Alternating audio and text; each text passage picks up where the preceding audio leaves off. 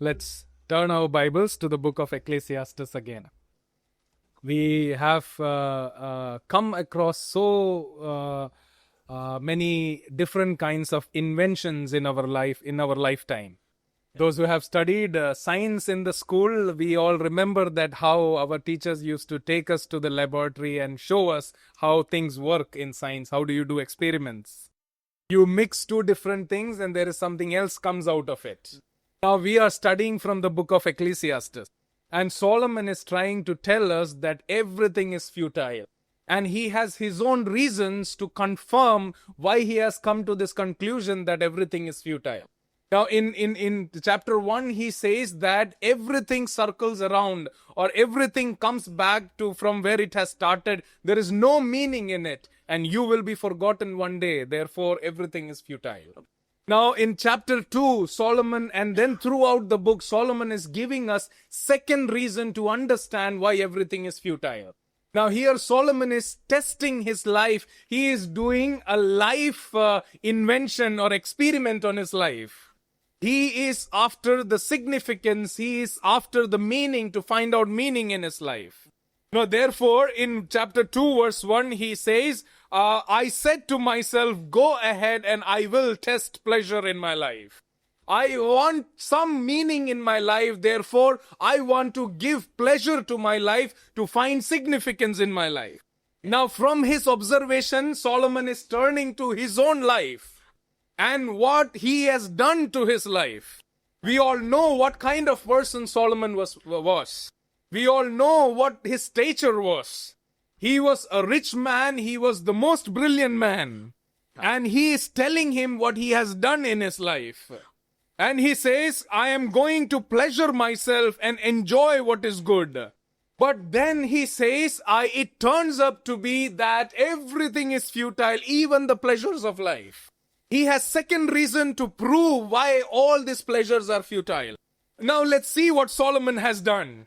When we read from verse number 4 downwards, look at what Solomon says. I increased my achievements. I built houses and planted vineyards for myself.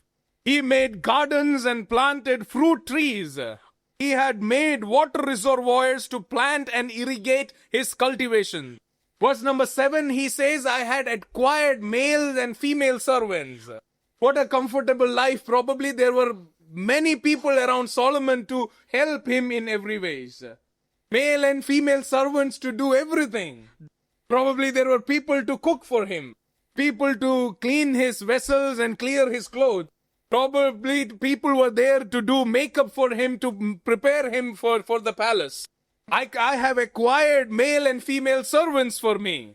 Then he is saying that I own many herds and flocks. That was the richest in those times.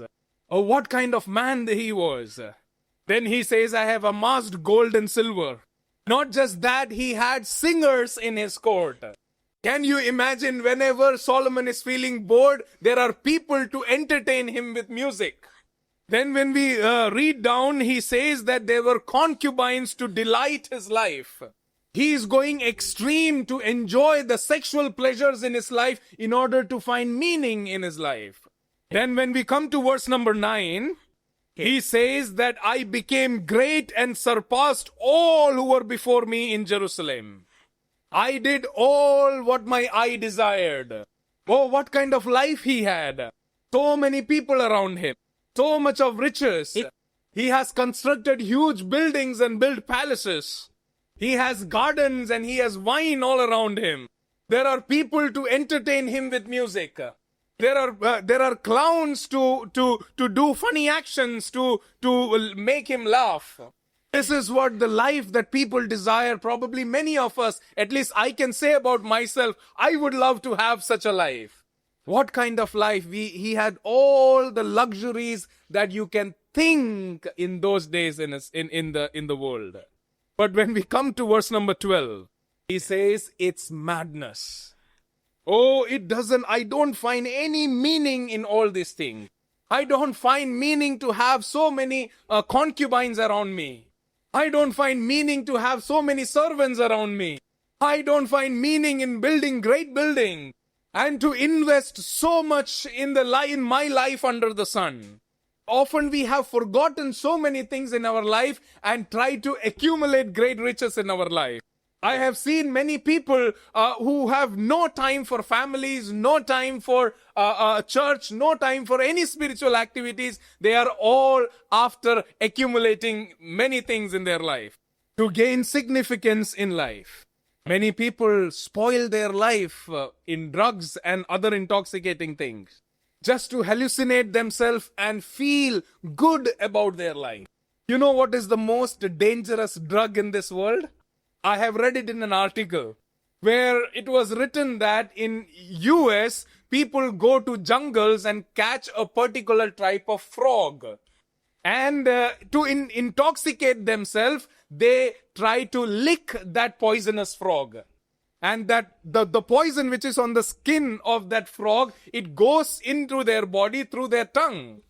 And they feel hallucinated in their life, and they have some different kind of experience after doing that. Can you imagine how far man can go?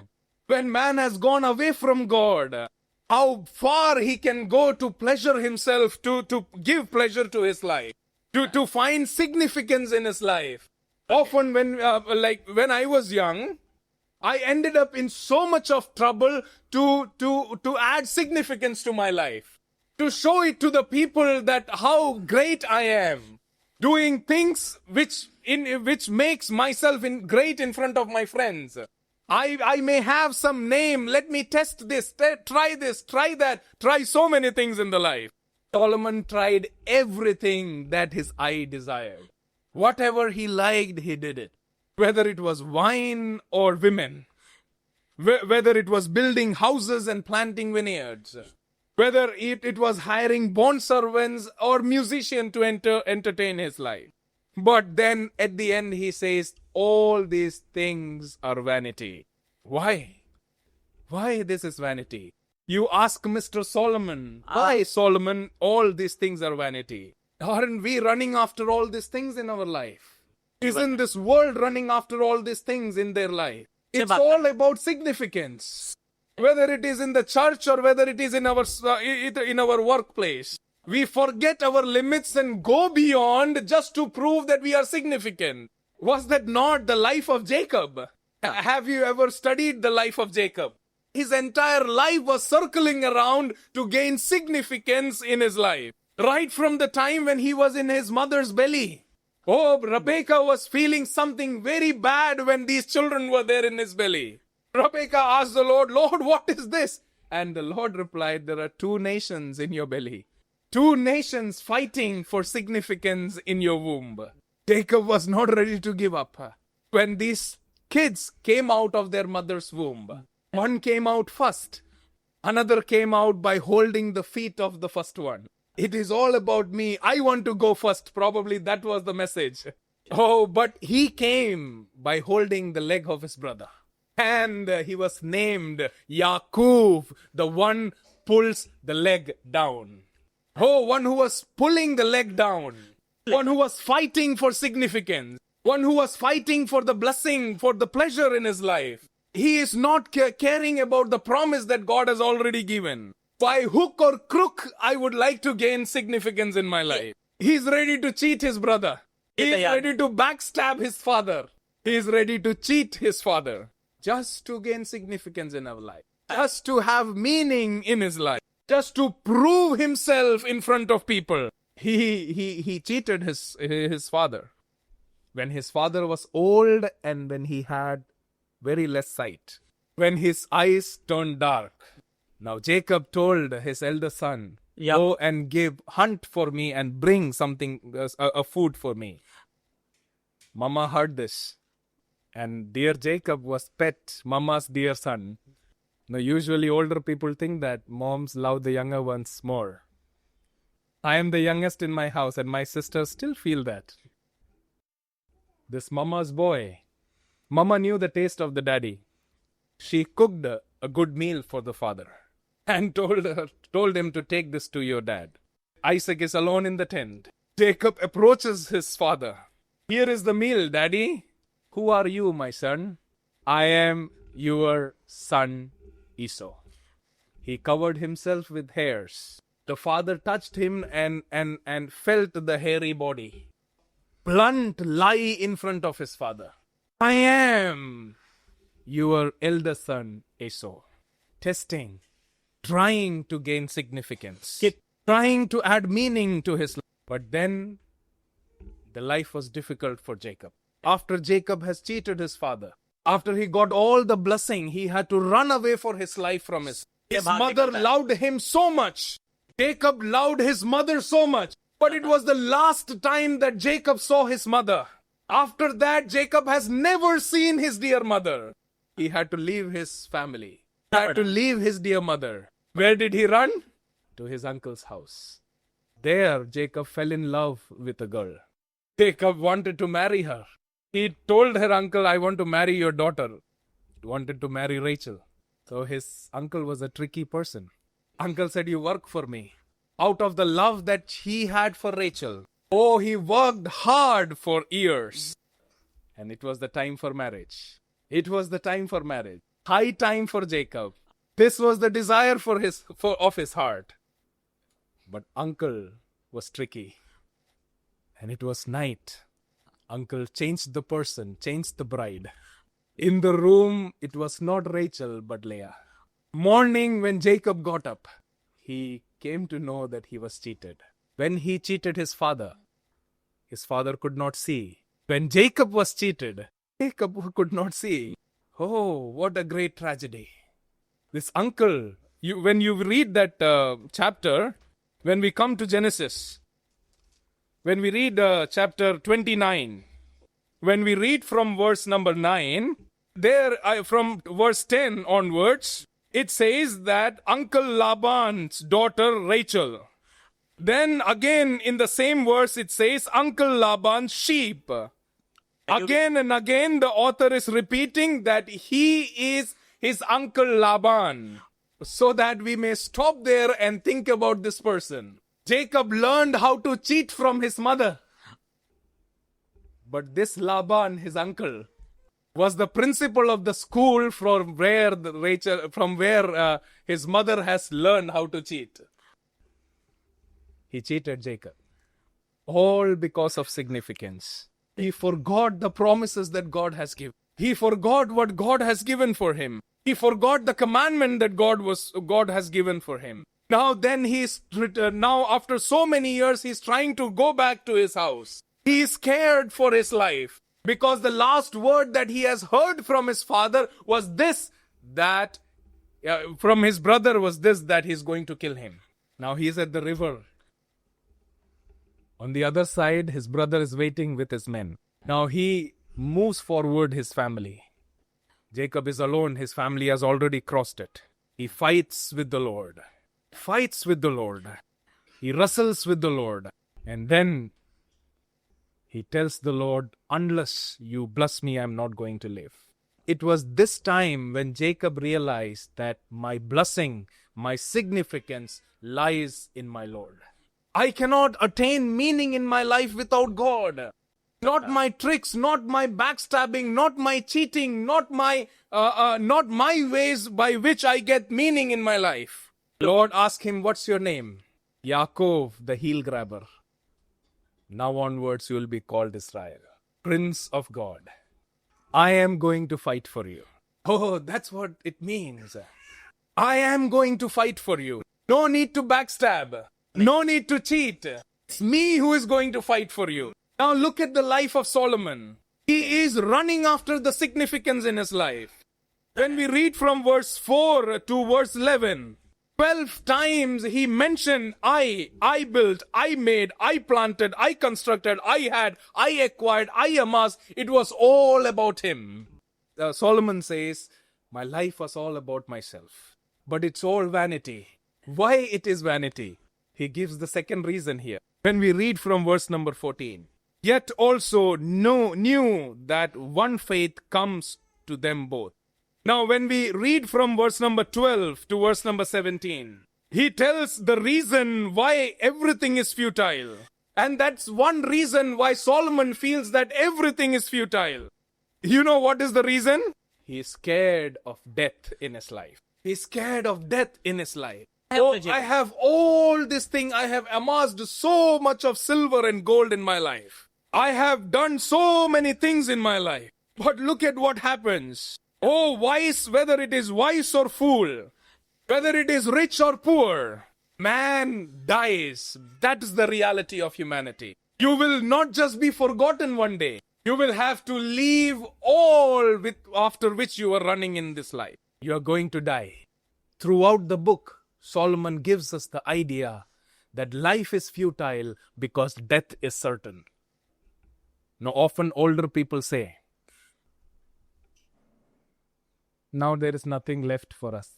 All our life is gone. Oh, we have worked so hard for our children. What all we are leaving behind is for our children. All, we have forgotten everything. We have forgotten family life. We have forgotten the comfort. We have forgotten this and that and everything. What all for we were doing all this thing for our children. If you have that argument, come with me to verse number 18 and 19. Solomon says, I must leave it to the man who comes after me. Then he says, and who knows whether he will be wise or fool? You say that you are doing all this thing, you are chasing to be significant in your life, and you have done all this thing for your children who is coming after you.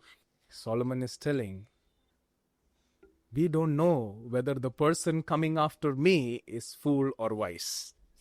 That's the life experience of Solomon probably. Because the one who came after Solomon, he destroyed everything on the first day of his office. All what Solomon had made, all the riches that Solomon had. Oh, his son Rehoboam, he foolishly acted in his life. He did not listen to what his elders has recommended. Instead, he heard what the young friends have recommended to him. On the first day of the office, he divided the kingdom. It's all gone. All what Solomon has created. All for what he has run after in this life. All the significant things. All the fame that he acquired. Everything was destroyed. Solomon is scared. And he thinks all things are futile. Because there is death waiting for us. We cannot avoid death. It is inevitable. When we read the chapter 3, he again says that all animals and men, they are like dust. They will be vanished from the earth. When we come to chapter number 6, again he says that in spite of everything, we all will die. When we come to chapter number 9, he says we all are going to live this earth, whether it is righteous or whether it is wicked. We are going to die. Why are we running after the significant? Everything will be gone. Solomon says, you are running after these things. Don't run. I have already ran this race. And at the end, there is nothing. Now, this happened in my life. Once we were traveling from Jamtara to Asansol. Myself, my wife and my son was there in the car. We were rushing from Jamtara to attend a meeting in Asansol. The roads were very bad in those days. So I took a shortcut. And I told my wife, I know the road very well. And I went through that road. And after 45 minutes of driving, we have come back to the same way from where we have diverted. And all this time, while I was driving for 45 minutes, my son and my wife, they were telling me, my son was telling, Dada, are we lost? Dada, are we lost? I said, I know the way. I know where we are going. My wife told that, oh, we are lost, I think. I said, don't worry. I know where we are going. That's why people say, listen to your wife. She's like the Holy Spirit in life, right? One who counsels us every time. After 45 minutes, we came back to the same place from where we have started. That's the same example Solomon is giving us. You are chasing money. Listen to me. I have already gone after it. There is nothing on that road. You are chasing for fame. Listen to me. I have already gone after it and there is nothing. You're going after the achievements. I have already gone after it and there is nothing. It's all empty.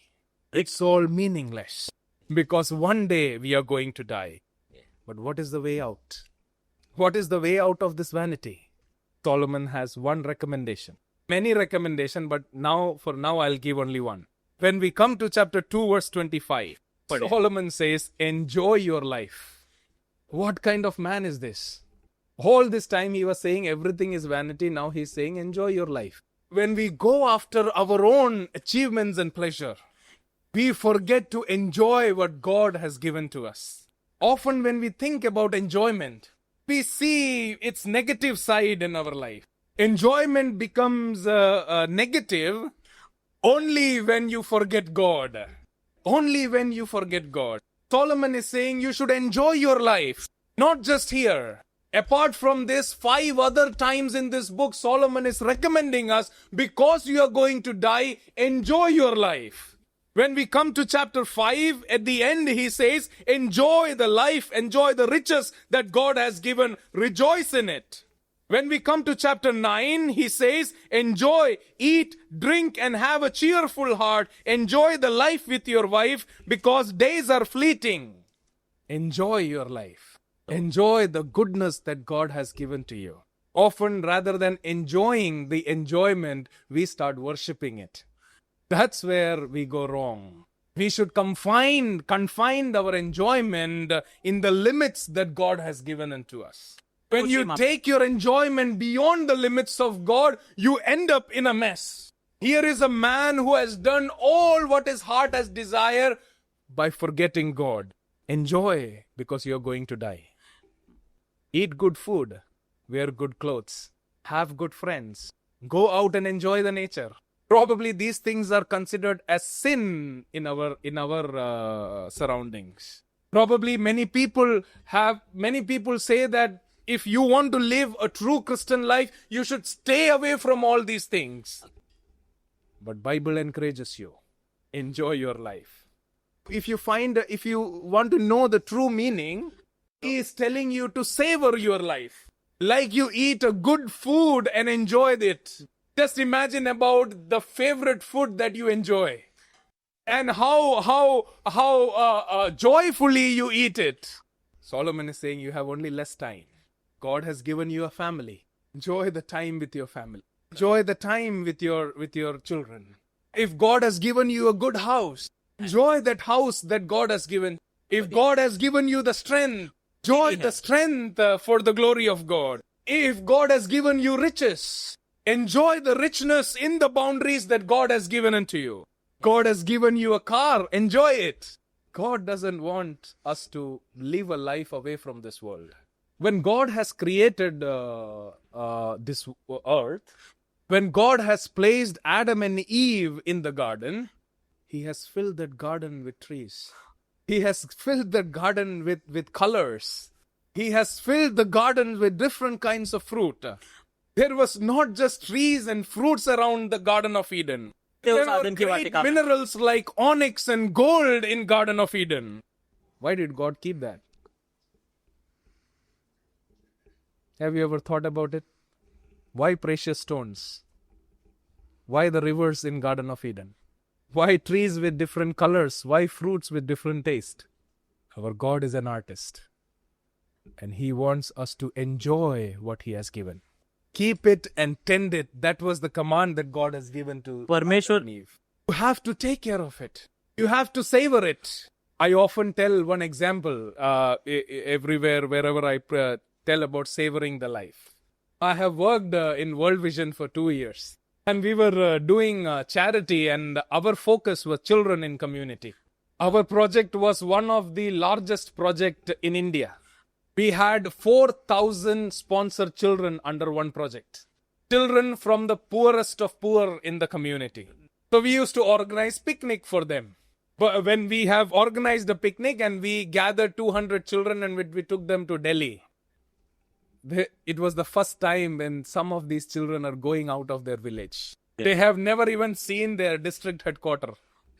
Oh, and they are going to Delhi. So one day we took and we roamed around Delhi. And while we were coming back, we stopped in a place. We bought ice cream for these children. There were many children who are seeing ice cream for the first time. They have never seen an ice cream. I was surprised to see that there are children who have never seen ice creams. They have seen it in the pictures, but they have never holded a cone ice cream in their hand. You should have seen the faces of those children, how they were relishing over that ice cream. I saw that there were many children who used their fingers to wipe out all the ice cream from the cone and they licked it. And then they threw the cone because they did not know that they can eat the cone as well. That's what the enjoyment means. Enjoy the blessings that God has given to you with the boundaries that God has set. Why God has given the commandments to Adam and Eve. Why, when they were vulnerable, God is securing them with His word for their good.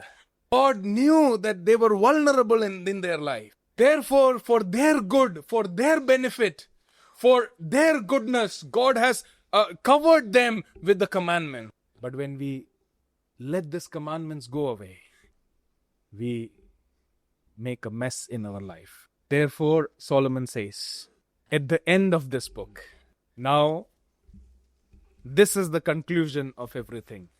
Chapter 12, verse 13. Fear God and keep His commandment. Because that's all for the humanity. God has not given commandments to you to burden you with some rules and regulations. Have you ever read the book of Exodus, Leviticus, Numbers, and Deuteronomy? You read how God is commanding them, how God is giving them rules and regulations there. At a very personal approach, God is giving them these laws. What to eat and what not to eat. How to marry and how not to marry. Whom to marry and whom not to marry. How to worship and how not to worship. How to appoint people for the work and how not to do that. He is talking about holidays in the work. He is talking about how to make the places of worship. Not just that, he is giving rules for sanitation as well. How to use toilets. Can you imagine? God is talking to the people of Israel how to use toilet. That every person in the camp should have a tool. He should go out and dig the ground and excrete and cover it and come back. Can you imagine how personal God is going to give His commandment? If God doesn't give, one of my friends told like this. If God would not have given the laws for sanitization to the people of Israel, what would have been happened to the camp of Israel? So one of my friends says it would have been looked like Howrah railway station. Have you ever been to Howrah railway station? It would have been looked like Howrah railway station. God is interfering in your personal life to bring good out of you. God is telling you to enjoy your life, to bring good out of you. Not to burden you with some rules and regulations. He has given all these laws out of His goodwill, so that it may bring blessings, divine blessings in the life of people. And Solomon says, this is all for humanity. Fear God and keep His commandment. Life is futile because one day you will be forgotten. Life is futile. After all the achievements, you're going to die. You're going to the grave. Your body will stink after a few days. Look beyond the sun. Don't entangle yourself with the things of this world, with the achievements under the sun. Think beyond the sun. The people that God has given around you. Have you ever valued them? The believers, the brothers and sisters who are around you in the church. Have you ever valued them? As we have heard in this morning, have you ever thanked God for the brother who is sitting next to you or the sister who is sitting next to you in the church? Have you ever said, Lord, thank you for the brother who is sitting next to me? Have you ever enjoyed the fellowship with the people? Have you ever enjoyed the blessings that God has given to you? We have only one life and time is fleeting. Your strong, efficient life is moving toward rocks, or it's dying day by day. It is the time when we get rid of our selfishness. It is the time when we get rid of our pride. And it is the time when we get rid of our I feeling like Solomon. More than 12 times, I did it, it was I did it, I. It's never about God. He says we are going to die. Therefore, life is futile. before you die, enjoy your life. Enjoy your life. Fear God and keep His commandments. Enjoy the fellowship that you have with your Lord. Enjoy the fellowship with the people around you. Enjoy the family that God has given to you. I have seen many people, they are not happy about their families. I have seen so many unhappy spouses in this world. People are, even our believers, they are ready to get rid of each other as spouses. It happens when life is all about me. Solomon says, I tested my life. At the end, there is nothing. It's all futile. God has given us one life. Enjoy. Enjoy what God has given unto you. May the good God bless each one of us. Have a good idea about your life. There is nothing under the sun, but there is something beyond the sun. C.S. Lewis, a great scholar, once he said like this, if the things of this world cannot please you, he said, if the things of this world cannot please you, you remember that you are not made for this world, but you are made for something which is outside this world. Look beyond the sun and see the God who is the creator of this world. Without Him, we don't have meaning in our life. Without Him, without His commandments, we cannot enjoy this life. May the good God bless each one of us. May His name be glorified.